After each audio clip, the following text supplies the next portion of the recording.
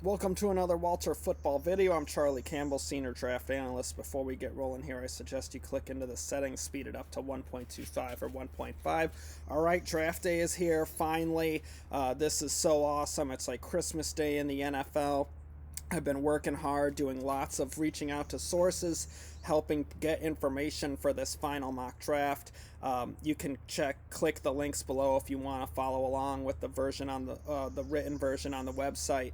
And obviously, we got tons of other links down there to read up on before the draft, scouting reports, position rankings, all that good stuff. So let's get into the final mock. I've done like 60 of them, I think, at this point. Finally, it's here. So excited. Let's get right into it. First overall, I have the Jags taking Trayvon Walker. This is a great pick to exemplify that when I write a mock draft, I'm projecting what I think teams will do, not what I think they should do, because my opinion doesn't matter. What matters is where NFL teams value these guys, where they grade them, what they want. That's what I strive to find out from them and put an accurate projection together for you guys. So I would take Aiden Hutchinson, but that doesn't matter. The Jags are taking Trayvon Walker. That's their guy. He has great upside, amazing skill set, really tons of untapped potential. He can be a really tough run defender, has big time pass rush potential, will need a little work. He's not a finished product. He did a lot of dirty work for Georgia to free up other guys. He can do it on his own too, in terms of rushing the passer if you just turn him loose. So I think he's the guy that the Jags really just fell in love with over the course of the process, and he'll be the pick at number one. Number two, I have the Lions taking Aiden Hutchinson. I think Hutchinson didn't blow them away initially when you see the tape, because he doesn't have kind of like a Joey Bosa, Myles Garrett, Clowney kind of skill set, but he grows on you, and then you just see he's a consistent pass rusher, really good culture fit there in Detroit. I think their pick is Hutchinson. If the Jags do surprise and take Hutchinson first, then the Lions would take Trayvon Walker second. But they're going to grab an edge rusher, go with the Aquara brothers and Charles Harris, give them a nice edge rush group. Third overall, I have the Texans taking Derek Stingley, cornerback from LSU. This is the really interesting pick, a pivot point in the first round. As you guys can see, I'm really tired. I was working till like 3 or 4 a.m. last night, but I love it. So anyways, Stingley to Houston. I've surveyed league sources. About 40% said Stingley, another 40% thought Evan Neal, 20% thought Ike Ekwonu. I think if you look at the draft picks as a whole, Houston can get good offensive linemen at 13 and early in the second round. And the offensive line is really one of the only areas on that team that isn't terrible. So that's really not a need for them. Cornerback is terrible. Cornerback does not have as much depth in this draft class. They also need defensive line help, but there's more depth there, so I think they could hit the defensive line at 13 or early in the second round as well. But there's a huge drop-off after the top two corners of Stingley and Saucy Gardner. Stingley gives them a number one corner. He can play pretty much everything, zone, man. He can be a cover two corner with his instincts for Lovie Smith. He can play cover three. He just lets them pretty much do whatever they want to do coverage-wise and gives them flexibility. Fourth overall, I have the Jets taking Ahmad Gardner, cornerback from Cincinnati. The Jets need a number one corner. He really could come in and be a plug-and-play upgrade for them with the upside that Gardner has. He's big, fast, athletic. I think this is the guy the Jets are zeroing in on for. Great scheme fit as a press man corner for Robert Saleh. Fifth overall, I have the Giants taking Evan Neal, left tackle from Alabama. Giants put him on the right side, bookend with Andrew Thomas, really improve their run blocking and their pass protection. I think the Giants would prefer to have Stingley here at 5, take Stingley, and then get an offensive lineman at 7, but I don't have Stingley getting there to the 5th spot. Sixth overall, I have Carolina taking Ike Ekwonu, left tackle from NC State. Give them a plug-and-play upgrade. They've needed a left tackle for years. He can do it for them, no problem. The only issue is Carolina could trade down, in which case, if they do trade down, it might be more of like a Trevor Penning kind of prospect, but we'll see if they're able to do it. Trading down is always easier said than done, and sources tell me that all the time. So we'll see if the deal matches up for Carolina, but without second-day picks, it's understandable that that's something that they would really like to do. 7th overall, I have the Giants taking Kayvon Thibodeau, defensive end from Oregon. Obviously, they could use one more edge rusher. I think they'd prefer it if they got Stingley at 5 and then Evan Neal or Charles Cross at 7. But with Stingley off the board, they hit the O-line first, then Thibodeau as part of the plan B. Give them an edge rusher across from Ojulari and next to Leonard Williams. Really give them a formidable, tough pass rushing front there in New York. 8th overall, I have Atlanta taking Drake London, wide receiver from USC. The Falcons need receiver help. Julio Jones, Russell Gage, Calvin Ridley all out. You got to get some help there. London would be a phenomenal mismatch weapon to pair with Kyle Pitts. I think this would just be a great pick for Atlanta.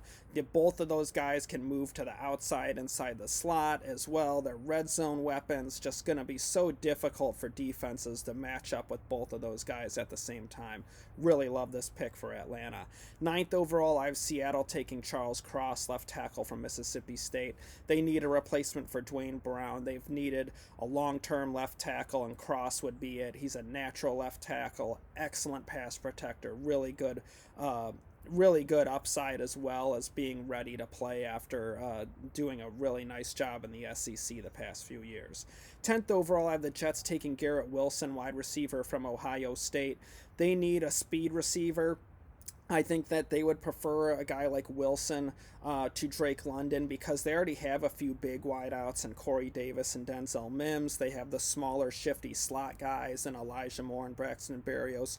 Garrett Wilson gives Zach Wilson that long, deep field pass, big play pass weapon, stretching defenses vertically, and definitely is going to help in terms of uncovering as well quickly on short underneath routes. Garrett Wilson's an excellent route runner and quick and sudden as well, so he helps in every level of the field and really will make things tougher on the defense. They got to get Zach Wilson going to save jobs there in New York. Need to give him a speed receiver. 11th overall, I have Washington taking Jameson Williams, wide receiver from Alabama.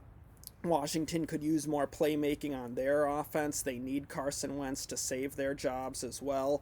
And I think that having Jameson Williams be that big-time speed threat across from Terry McLaurin would really upgrade the Washington offense. They probably won't have him for the first month to maybe half of the season, but then midway through the year he could provide a big boost for that Washington offense. 12th overall, I have the Vikings taking Trent McDuffie, cornerback from Washington. Obviously, Patrick Peterson's nearing the end of his great career. McDuffie could be that long-term number 1 corner for Minnesota. 13th overall, I have the Texans taking Jermaine Johnson, defensive end from Florida State. Obviously, the Texans' pass rush was just completely lacking last year, outside from John Grenard, who had kind of a solid season but wasn't a world beater. They need more talent up front for Lovie Smith's defense. Johnson's also going to help them in the run game. He was a really tough run defender last year, so when they're going against Derrick Henry and Jonathan Taylor, he's going to help in that regard as well. So I think that's a really good fit there for Houston. 14th overall, I have Baltimore taking Jordan Davis, nose tackle from Alabama. Not their biggest of needs, but it just sounds like the Ravens are in love with Davis, and maybe he's their next version of Haloti Ngata. So really good player. The question is the conditioning, how many snaps he can play, but I think Baltimore is comfortable with that, and he's a player that they're falling in love with. 15th overall, I have the Eagles taking Kyle Hamilton, safety from Notre Dame. They need help at linebacker and safety. Hamilton's a hybrid linebacker safety. He can play linebacker in the sub package. You can play him as a strong safety. You can play him some as a deep free safety. He gives a lot of versatility there for Philadelphia. 16th overall, I think the Saints would be really interested if Kyle Hamilton fell to them, but I don't have him quite getting there. but he would make sense for them if he got to the Saints. But I have them taking Chris Olave, wide receiver from Ohio State. They need a speed receiver across from Michael Thomas. Olave's a plug-and-play upgrade for New Orleans. 20th overall, jumped ahead of myself there. 17th, we have the Chargers. Of him taking Trevor Penning, left tackle from Northern Iowa. They'd put him at the right side, give them a bookend with Rashawn Slater, really lock up the edge protection for Justin Herbert for many years to come. 18th overall, I have the Eagles taking Devontae Wyatt, defensive tackle from Georgia. There's been a lot of talk of the Eagles wanting Jordan Davis. I wouldn't be surprised if that's a little bit of a rope-a-dope, with Wyatt being a guy that they might like a little bit more because he brings more pass rush than Jordan Davis. Fletcher Cox is back for one more season, but they have to start thinking long-term. Wyatt's that three-technique interior disruptor, pass rusher that Fletcher Cox has brought to the Eagles defense. So I could see them taking Wyatt, rotating him for a year with Cox, and then transitioning to Wyatt in the years to come. 19th overall, I have the Saints taking Quay Walker, linebacker from Georgia. Demario Davis is aging. I think he's 33 this year, nearing the end of his contract as well. Give the Saints a long-term weapon. Walker can start out as an outside linebacker, rotate him around, and then they can have their replacement for Davis in the long term. 20th overall, I have the Steelers taking Malik Willis, quarterback from Liberty. This pick has been locked in for quite some time. I think he's a fit there in Pittsburgh. They could take Kenny Pickett, but when you think about it, Kenny Pickett could top out as kind of like a Kirk Cousins caliber quarterback potentially. And in your division with Deshaun Watson, Lamar Jackson, Joe Burrow, you're not going to win with a Kirk Cousins caliber quarterback going against those guys. You need someone with more playmaking ability, with bigger arm strength, bigger feet athletic ability as a runner. I think Willis just has more upside to appeal to what Pittsburgh is going to have to match up with for many years to come there in the AFC North. So I think he's the guy for them. And they're a patient organization. They have Mitch Trubisky to be the placeholder in the meantime, and then they can bring along Willis and eventually turn it over to him. 21st overall, I have the Patriots taking Devin Lloyd, linebacker from Utah. Patriots are always a tough team to project because they're so unpredictable, but they value the linebacker position in the first round. Bill Belichick has done that throughout his career. Lloyd has really good instincts, can rush the passer, can drop into coverage, has good size, plays fast. I think he definitely is a Belichick and Patriot style linebacker. All right, next up we got the Packers at 22. I have them taking Treylon Burks, wide receiver from Arkansas, give them a replacement for Devontae Adams. I think Burks gives them a bigger possessional run after the catch receiver, and then they can look to day two with their 2 second-round picks and third-round pick to maybe add a speed receiver, like say Tyquan Thornton from Baylor or Calvin Austin from Memphis. Give them a speed guy to replace Valdez-Scantling, and then you got Burks as kind of that lead dog number one receiver there for the Packers. 23rd overall, I have the Cardinals taking Jahan Dotson, wide receiver from Penn State. Give them a replacement for Christian Kirk. I think that Arizona also can see that, DeAndre Hopkins is entering the 30s and back portion of his career. He's expensive as well, so they could add a young receiver that potentially they can transition to over time. I think Dotson's a great fit there in the Cliff Kingsbury offense. 24th overall, the Cowboys taking Zion Johnson, guard from Boston College. Give them a tough guard to run behind. I think he's a plug-and-play starter for Dallas and an immediate upgrade over what they were getting with Connor Williams. 25th overall, I have the Bills taking Andrew Booth, cornerback from Clemson. The Bills wanted corner help last year. They got those guys taken right in front of them. They have Trey White coming off surgery, had some losses in free agency. I think Booth is a good fit there for the Sean McDermott defense. Kaiir Elam doesn't tackle. He's finesse. He's not physical. So I don't think he's a fit there for Buffalo. 26th overall, I have the Titans taking Tyler Smith, left tackle from Tulsa. A lot of teams are projecting him to play guard, at least start out his career at guard. He could also start out at right tackle, and I think that's a good fit for the Titans. They can start him out at guard and be an immediate upgrade. Smith is a bull in the ground game. Good player for Derrick Henry to run behind. Perhaps he develops quickly and they feel you can put him at right tackle and kick Dylan Redunds on the inside. Maybe, in a year or two, Taylor Lewan is expensive. If the injuries keep happening with him, he's a cap cut and they move Tyler Smith to the outside. So I like the short-term and long-term thinking there with taking Tyler Smith for the Titans at 26. 27th overall, I have the Bucks taking Kenyon Green, guard from Texas A&M.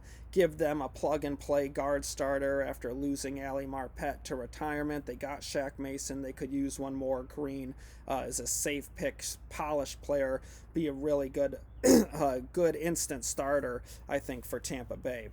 28th overall, I have the Packers taking Arnold Ebiketie, edge rusher from Penn State. Obviously, they lost Zadarius Smith in free agency. I think that the depth is a little thin there on the edge rush. You have Rashawn Gary, you have Preston Smith, but with the way injuries are in the NFL, I think they could really use a third guy. Even if they don't have an injury, you can rotate them and keep them fresh. Just a second, guys. Sorry about that.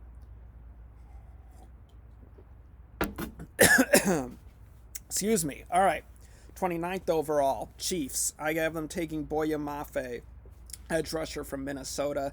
Give them a bookend to go with Frank Clark. I think Mafe has a lot of upside, good skill set, really makes sense for the Chiefs there late in the first round. 30th overall, I have the Chiefs taking George Pickens, wide receiver from Georgia. This is a popular pick. There's a lot of talk in scouting circles of the Chiefs really liking Pickens and Andy Reid loving him. It's easy to see why. Pickens has a great skill set, but he has a lot of baggage, a lot of off-the-field concerns. Some teams really down on him and his makeup and maturity. So, but the Chiefs have been willing to work with guys like that, and I think that Pickens is a great scheme fit there for Kansas City. 31st overall, I have Cincinnati taking George Karlaftis, edge rusher from Purdue. I think that the Bengals would love it, be ecstatic if he's on the board. Give them a player to go with, Trey Hendrickson and Sam Hubbard, and rotate those guys, keep them fresh, keep them hunting quarterbacks for 4 quarters. 32nd overall, I have the Lions taking Christian Watson, wide receiver from North Dakota State. Detroit could use one more receiver.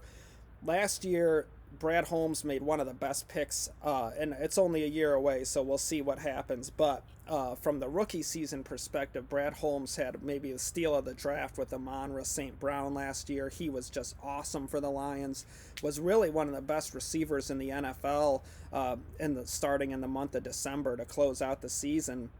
So you have him, you have DJ Chark for 1 year. I think they could use one more guy, and Christian Watson with his size and speed would be a really nice scheme fit. Really give them a good receiving package as well as quality depth when you have guys like Cleve Raymond and Josh Reynolds. So and Cephas as well. So I really like this pick for Detroit in terms of the short term and long term. All right, let's get to the teams that don't have first-round picks. So first up, we got the Bears at 39th overall. I have them taking Bernhard Raimann, left tackle from Central Michigan. Some teams flunked him medically, but it's that's very subjective from team to team, how their medical doctors evaluate these guys. But obviously the Bears need offensive line help to protect Justin Fields, and in the second round, I think Raymond's appropriate value there for them. 42nd overall, I have the Colts taking Wan'Dale Robinson, wide receiver from Kentucky. Give them a playmaking weapon, shifty guy, really dynamic with the ball in his hands, superb route runner. I think he'd be a great fit to take up that mantle from T.Y. Hilton and go as the kind of speedy, shifty slot guy for the Colts. Robinson plays a lot faster than he's timed. He is a football player, a gamer. I think he's going to be an absolute steal. And really, if you look at the Colts over the last 5 years, they've probably been the best drafting team in the NFL. So I would not be at all surprised if they came out of this second round with a stellar player. A few years ago, they used their first-round pick to take DeForest trade for DeForest Buckner, and then they get Jonathan Taylor in the second round, which was an absolute steal for them. I wouldn't be surprised if Chris Ballard and the Colts front office do it again, because they're really phenomenal. I think Wan'Dale Robinson just makes a ton of sense. Next up, I have the Browns at pick 44, taking Sky Moore, wide receiver from Western Michigan. Give Deshaun Watson a weapon, a replacement for Jarvis Landry. I think between Wan'Dale Robinson, Sky Moore, Alec Pierce, there could be some really nice receivers there for the Browns in the second round. 61st overall, I have the 49ers taking Nick Cross, safety from Maryland. Jakeski Tart's a free agent. They could use a bigger, strong safety kind of guy, and Cross has excellent size and speed. Really kind of fits some of the particulars that San Francisco has drafted. They'll need to develop him a little bit, but he really had a really nice 2021 season to close out his career there for Maryland. 86th overall in the third round, we got two teams that haven't picked yet. We got the Raiders. I have them taking Tariq Woolen, cornerback from UTSA, Texas San Antonio. Woolen has excellent size, speed, just needs a lot of development in terms of coverage, but he has a first, second round skill set. So for the Raiders in the third round, I think that's a nice value. You get a guy that has the upside of an early rounder when you don't have those picks. He could come in, they develop him, and potentially turn him into a starter. It's all about the development and coaching with him, whether he pans out in the NFL. Last up, we have the Dolphins at pick 102. I have them taking James Cook, running back from Georgia. Obviously, they had some free agent additions, but I think they could use more talent in the backfield, and James Cook is a home run hitter, great speed. I think with that offense getting faster with Tyreek Hill, not Tyreek Hilton, still on the Colts there. But with Tyreek Hill coming over to Miami, you add an explosive running back like James Cook to rotate in, and Jalen Waddle. This offense is going to be supercharged, dynamic, and fast, and really challenging for defenses. So I think that'd be a nice value pick for Miami late in the third round. So that's the final mock for 2022, guys. Thank you so much for staying with me through the process. I'm going to be live blogging throughout the draft on walterfootball.com. So will Walt. I'm going to be posting links on Twitter of each player that's getting drafted. Also, if you do follow me on Twitter during the draft, I might tip a few picks. So, you can watch and follow along if you like to cut to the chase a little bit and get tired of the commercials and know who's actually getting picked. I don't do it with every pick, but I do it with some. So that's something to keep in mind. Or if you like the suspense of the TV, then you might want to avoid reading all my tweets during the draft. But I hate Twitter anyway. But during the draft, we're in a whole different ball game, so I'm on there all the time. And you can always email me as well. Go to walterfootball.com. Check out my mock, Walt's mock, our position rankings. We got 2023 position rankings already updated this spring, our 2023 mocks, and I'll have a new one on Monday as well. So it's Christmas Day in the NFL, and I really am so grateful and appreciative to all of you guys for watching and subscribing, liking and sharing all that stuff.